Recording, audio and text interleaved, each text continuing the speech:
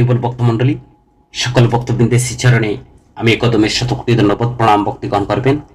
আজকে আমরা আস্বাদন করব শ্রীমদ্ ভাগবতের শাশ্বত কণ্ঠস্বর শুকদেব গোস্বামী সম্পর্কে।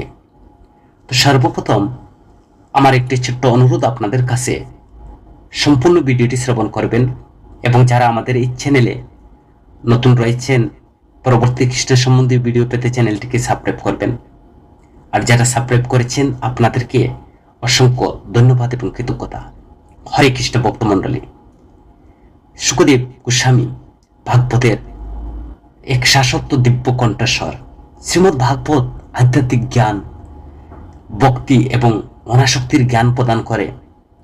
বেদব্যাসের পুত্র শুকদেব সমাধি থেকে তার জ্ঞান বিশ্বের সাথে ভাগ করে নেওয়ার জন্য তিনি আবির্ভূত হন।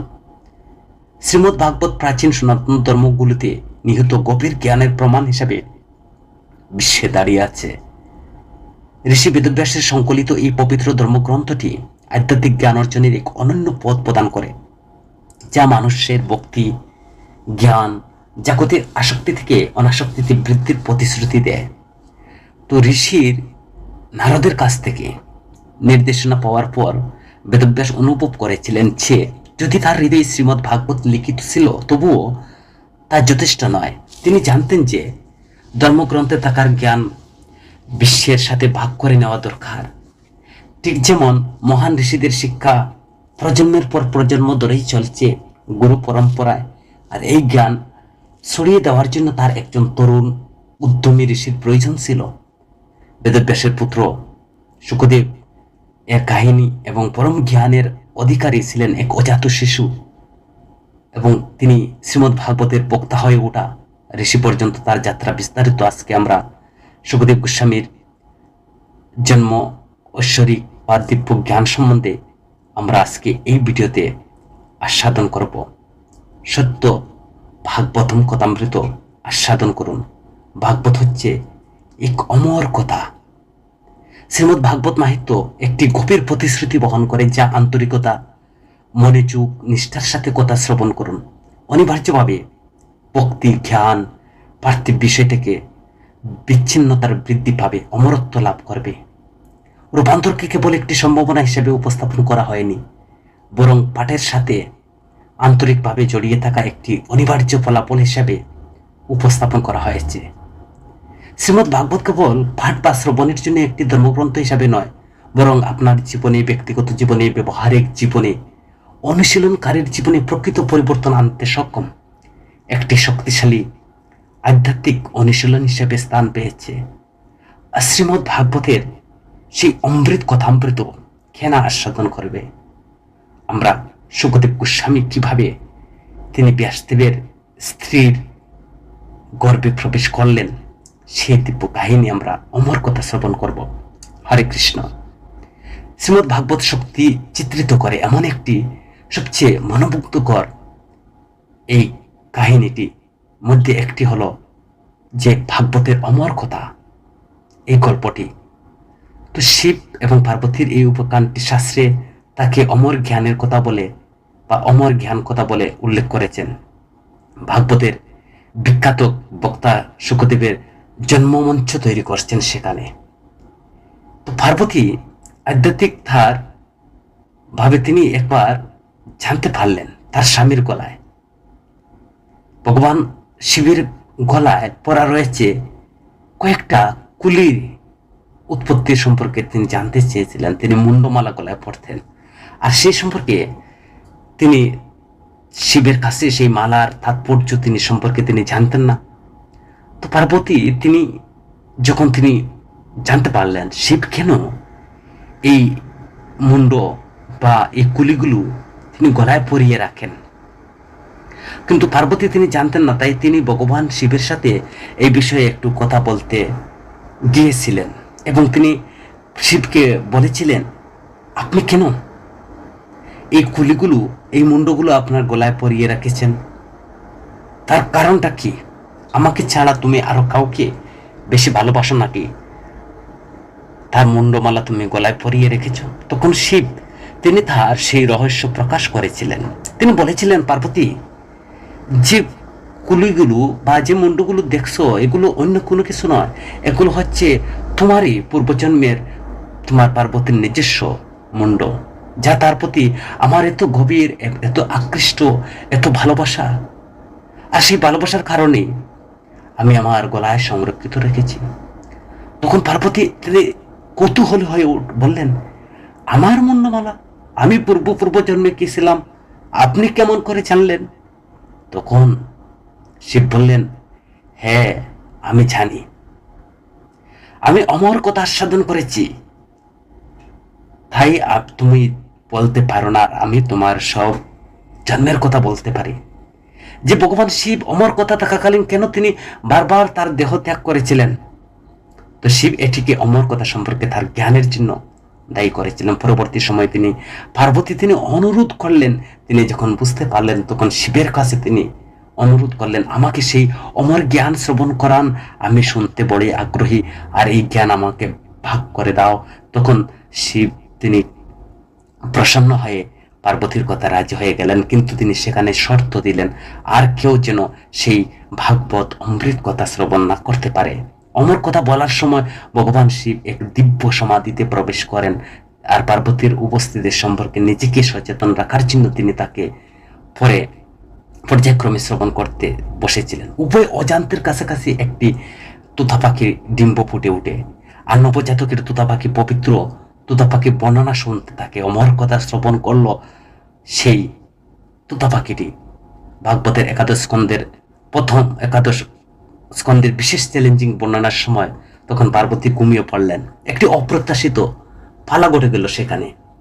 মনোযোগী তোতা পাখি পার্বতীর নীরবতা লক্ষ্য করে সে কি করছে তার বর্ণনার ধারাবাহিক নিশ্চিত করতে তখন সে তার পক্ষ থেকে নিশ্চিত করতে তখন পার্বতীর স্বরে সেও সাড়া দিতে লাগলো।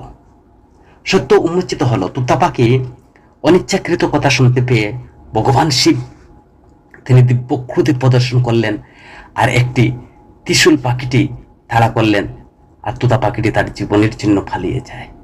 অবশেষে ঋষি বেদব্যাসের স্ত্রীর গর্ভে এসে সেই তোতা পাখিটি আশ্রয় গ্রহণ করে। ভগবান শিব যখন তোতা পাখির জীবন দাবি করেছিলেন তখন বেদব্যাস উল্লেখ করেন যে অমর কথা যে পাখিটি শ্রবণ করেছে তুমি তাকে কেমন করে হত্যা করবে, তাকে তো হত্যা করা যাবে না। এই তোতা পাখিটি পরবর্তীতে মহান ঋষি শুকদেব হয়ে জন্মগ্রহণ করেন, যিনি শ্রীমদ্ ভাগবতের প্রধান বক্তা হয়ে ওঠেন। শ্রীমদ্ ভাগবত কথার উৎপত্তি ব্যাখ্যা করেননি, বরং দিব্য জ্ঞানের রূপান্তরকারী শক্তির উপর তিনি জোর দিয়েছিলেন। শুকদেব গোস্বামী তিনি তার দিব্য কথামৃত দ্বারা তিনি ভাগবতের প্রথম বক্তা, এবং তিনি যাকে শ্রবণ করিয়েছিলেন পরীক্ষিত মহারাজকে শুকদেবের জন্ম এবং দিব্য জ্ঞান।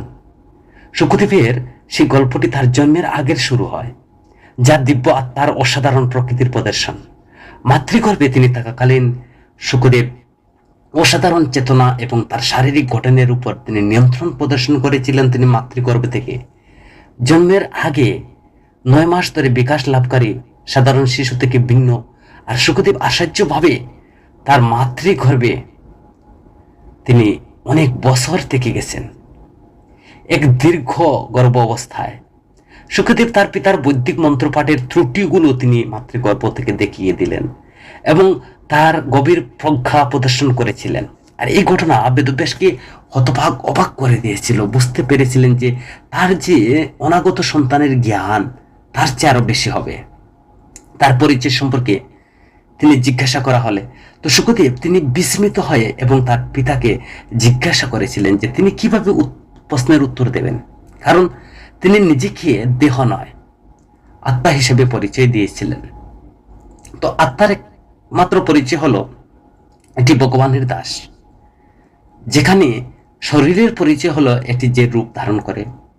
আর তিনি অসীম জন্মকাল ধরে বিভিন্ন শারীরিক রূপ স্মরণ করে এসেছিলেন এবং তার ভাব ছিল কোনটি চিহ্নিত করবেন।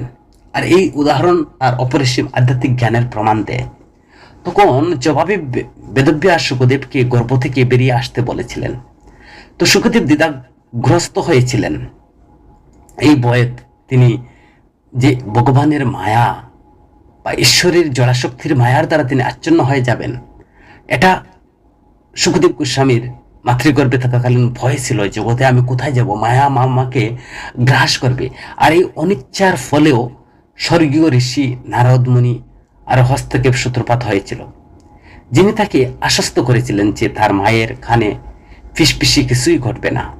জন্মের পর তিনি তার যোগশক্তি ব্যবহার করে তিনি মাতৃগর্ভে তিনি বেদব্যাসকে বিভ্রান্ত অবস্থায় রেখে চলে যান।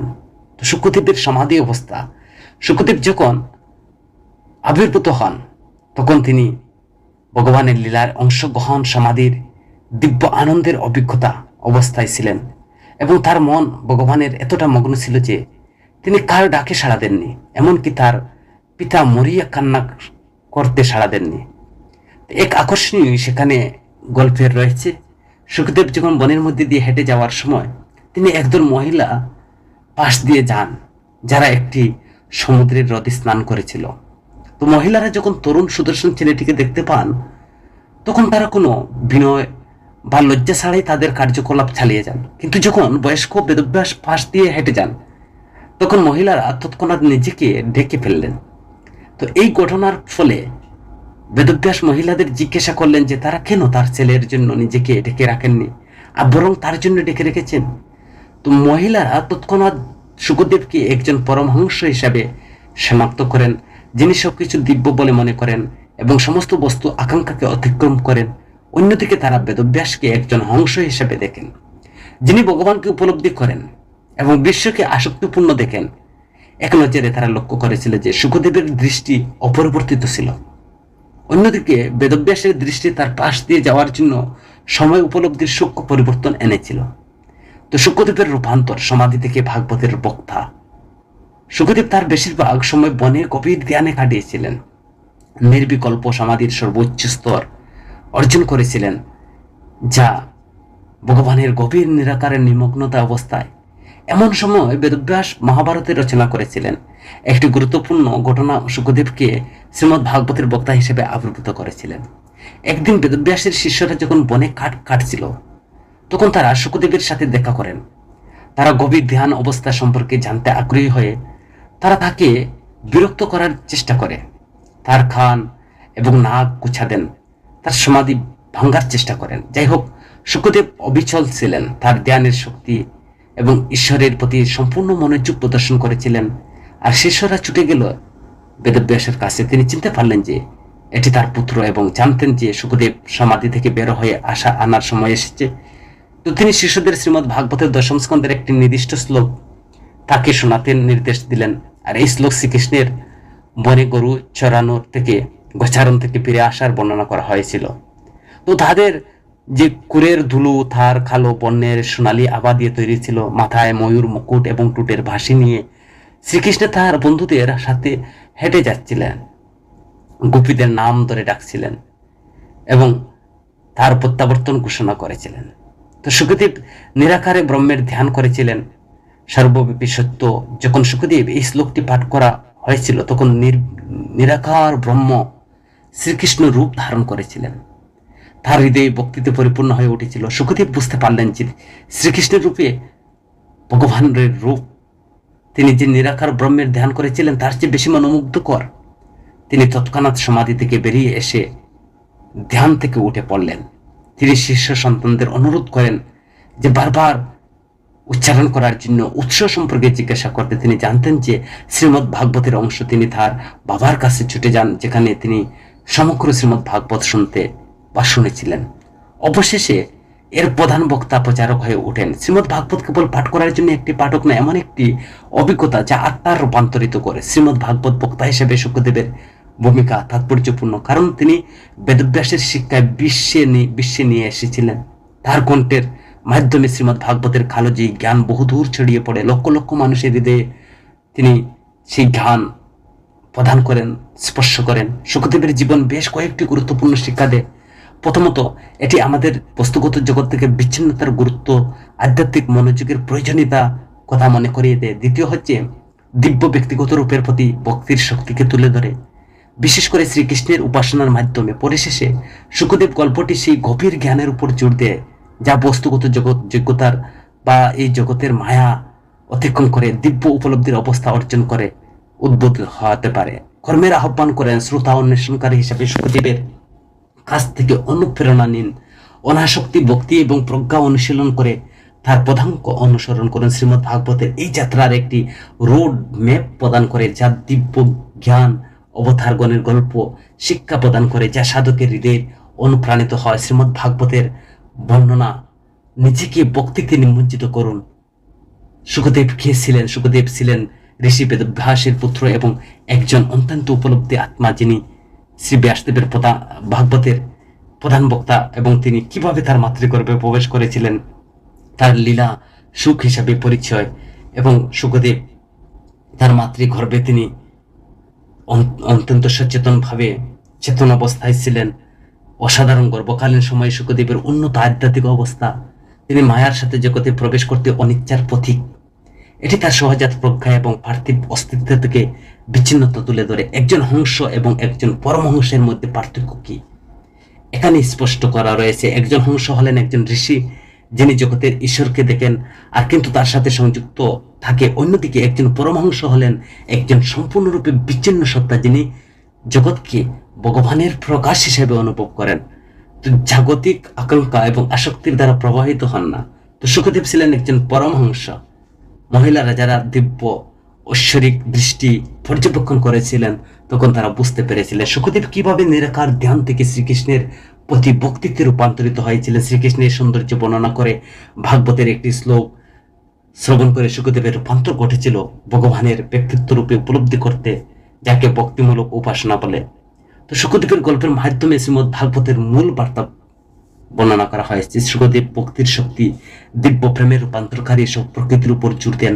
এটি দেখায় যে সর্বোচ্চ দার্শনিক বোধগম্যতার দিব্যর প্রতি ব্যক্তিগত ভক্তির মাধ্যমে সমৃদ্ধ হতে পারে। হরে কৃষ্ণ। কে সেই সুখদেব গোস্বামী, সেই সম্পর্কে আমরা বিভিন্ন শাস্ত্র ধর্মগ্রন্থের যত সামান্য সুখদেবের পূর্বজন্মের কথা শ্রবণ করব। মনের পুত্র ব্যাসদেব মৎস্যগন্ধা সত্যবতীর গর্ভে জন্মগ্রহণ করেন। আর এই ব্যাসদেবের পুত্র সুখদেব গোস্বামী। স্কন্দ পুরাণে এক বড় অদ্ভুত কথা সেখানে বর্ণনা করা রয়েছে এই সুখদেব সম্পর্কে।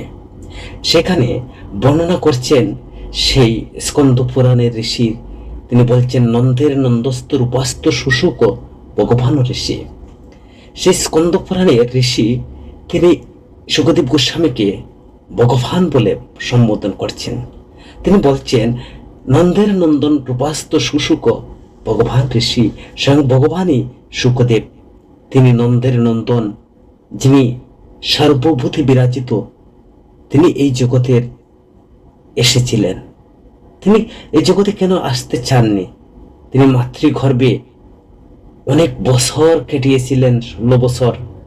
গর্ভ থেকে তিনি বলছেন যে আমি এই জগতে যাব না, এই জগতে মায়া তাকে গ্রাস করবে।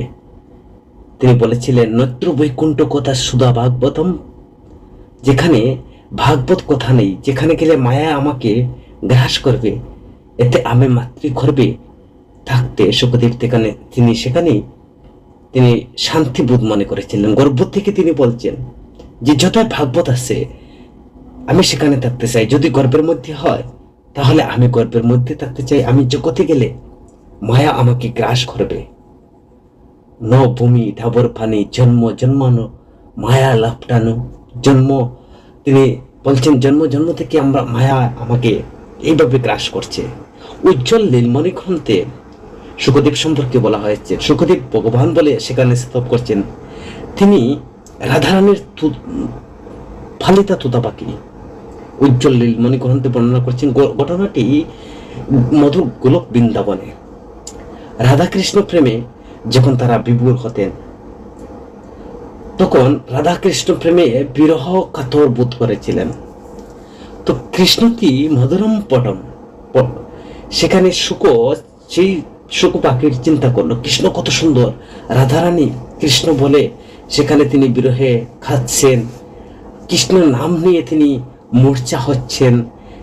তখন শুক মনে মনে চিন্তা করলো যে কৃষ্ণ নাম এত মধুর, এত সুন্দর, তাহলে কৃষ্ণ না হয় কত মধুর হবেন, কত শান্ত হবেন। তখন তিনি কি করলেন? তিনি চলে গেলেন কৃষ্ণের কাছে। তো সেখানে গিয়ে তিনি ওই দিন যখন এই তোতা পাখি চলে গিয়েছিল কৃষ্ণের কাছে। ওই দিন তোতা রূপে স্বয়ং ভগবান শ্রীকৃষ্ণ রাধার কাছে এসেছিলেন, আর কৃষ্ণরূপী তোতা কে রাধা বলছেন যে ক্রিয়া সুকোশী বিশ্বভানু জয়া পবিত্র চুম্বন প্রিয় চুম্বন। রাধার হাতে বসিয়েছিলেন শুককে, আর সেখানে নসরা রতি কশ্চি তোমরা সমৃদ্ধ ভাগবতম। রাধার সেই কমল হাতে শুক বসেছিলেন, আর সেই শুকরূপ ভগবান শ্রীকৃষ্ণ। আর নারদ সেখান থেকে তিনি এই জগতে প্রকাশ ঘটালেন কিভাবে সেই সুখদেব গোস্বামীকে। আর সেখানে উজ্জ্বল নীলমণি গ্রন্থে বলা হয়েছে সেই সুখদেবকে নারদমণি প্রকাশ ঘটান। তিনি ডিম্ব থেকে পার্বতীর কৈলাসে রাখেন এবং ভাগবত শ্রবণ করান। যখন শিব তিনি পার্বতীকে সেই অমর কথা আস্বাদন করান, তখন তিনি সেইখানে এনে রেখেছিলেন। তো এইভাবে সুখদেব গোস্বামীর যে মহিমামৃত অপার, আর সেই দিব্য জ্ঞান প্রদান করেছিলেন সুখদেব গোস্বামী। আর সুখদেব গোস্বামী হচ্ছেন ভাগবতের বিশ্ব প্রধান বক্তা, যা জীবগণকে ভাগবত কথামৃত দ্বারা যার হৃদয়কে তিনি স্পর্শ করেছেন। হরে কৃষ্ণ ভক্তমণ্ডলী, যদি ভিডিওটি ভালো লাগে আর যদি মনে করেন ভিডিও থেকে আমরা কিছু শিখতে পারছি বা বুঝতে পারছি, তাহলে কমেন্ট করে জানাবেন এবং আপনার পরিচিত বন্ধু বান্ধবের কাছে ভিডিওটি শেয়ার করবেন। হরে কৃষ্ণ, হরি বল।